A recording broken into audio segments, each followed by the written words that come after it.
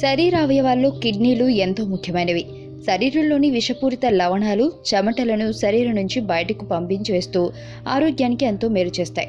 అలాంటి కిడ్నీల పట్ల అశ్రద్ధ చేస్తే మూత్రపిండాల్లో రాళ్లు చేరడం వల్ల తీవ్ర అనారోగ్య సమస్యలు ఎదుర్కోవాల్సి వస్తుంది. కిడ్నీల్లో చేరిన రాళ్లను తొలగించుకోవాలంటే లక్షలాది రూపాయలను ఖర్చు చేయాల్సి ఉంటుంది. అయితే ఇంటి పట్టుని ఉంటే మూత్రపిండాలని శుద్ధి చేసుకోవచ్చు.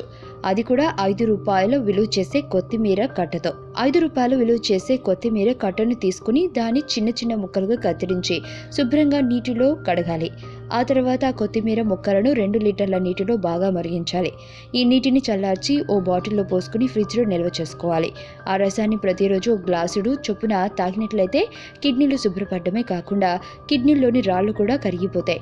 తద్వారా ఆరోగ్యంగా ఉండవచ్చని గృహ వైద్య నిపుణులు సలహాలిస్తున్నారు. అయితే ఈ చక్కెర వ్యాధితో బాధపడేవారు ఈ రసాన్ని తీసుకోవడం ఏమాత్రం మంచిది కాదు.